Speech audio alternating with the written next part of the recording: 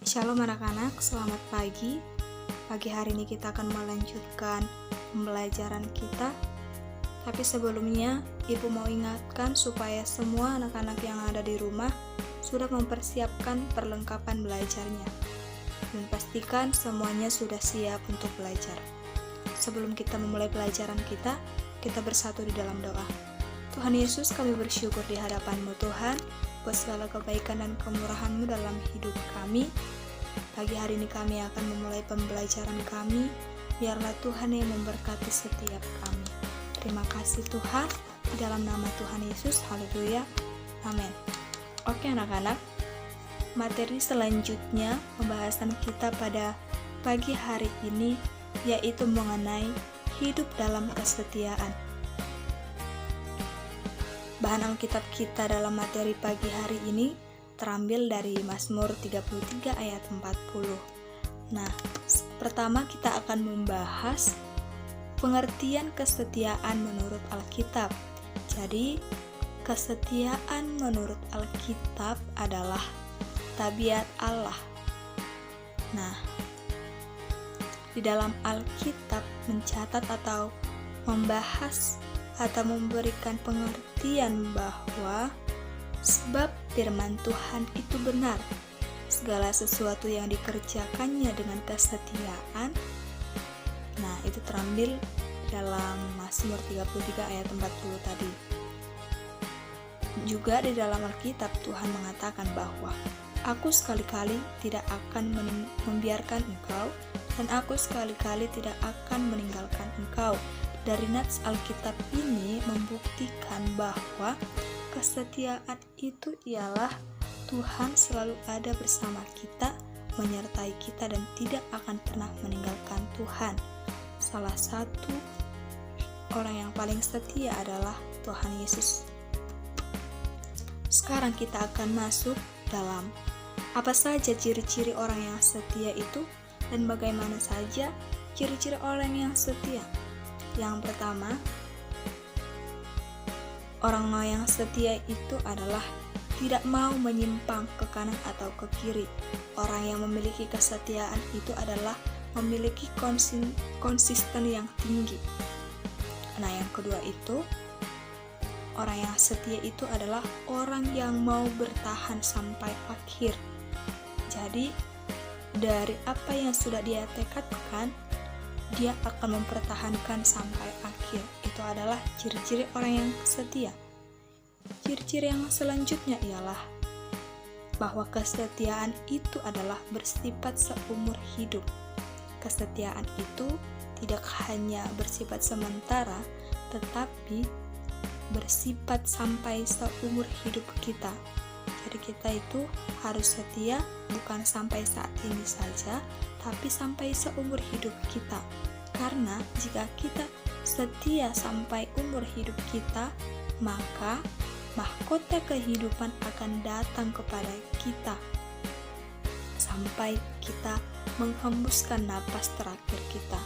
Itulah upah jika kita memiliki kesetiaan sampai umur hidup kita.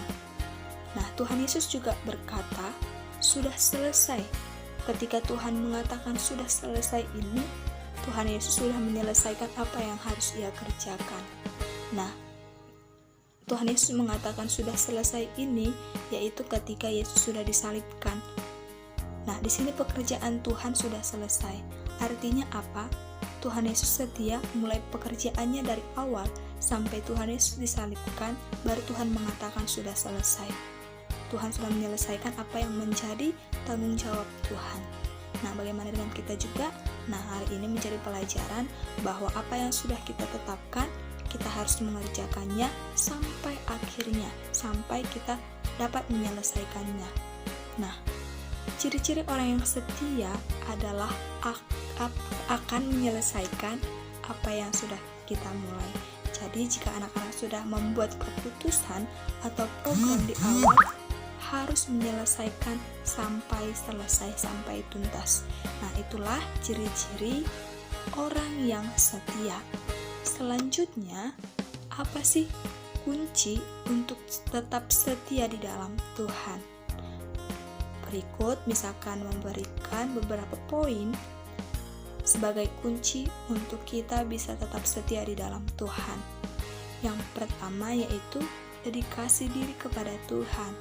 Nah, anak-anak boleh nanti membaca Alkitabnya, yaitu terdampil di dalam Roma 14 ayat 8. Yang kedua itu kita harus tetap bergantung kepada Tuhan. Ini terambil di dalam Amsal 3 ayat 56.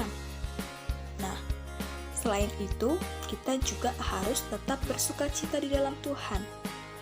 Dan tidak hanya bersukacita, tetapi kita rajin untuk Dia. Artinya, apa yang kita lakukan hanya untuk kemuliaan bagi namanya. Nah, selanjutnya, beberapa contoh tokoh-tokoh yang setia di dalam Alkitab.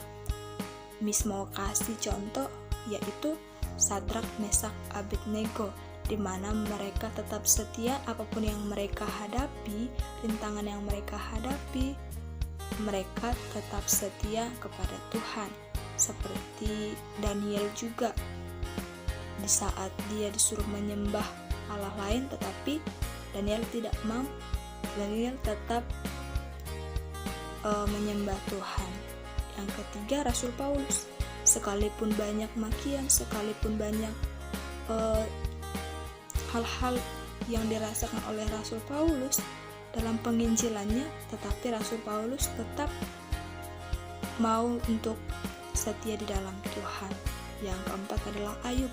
Sekalipun dia kehilangan segalanya, kehilangan harta, istri dan anaknya, tetapi Ayub tetap setia kepada Tuhan.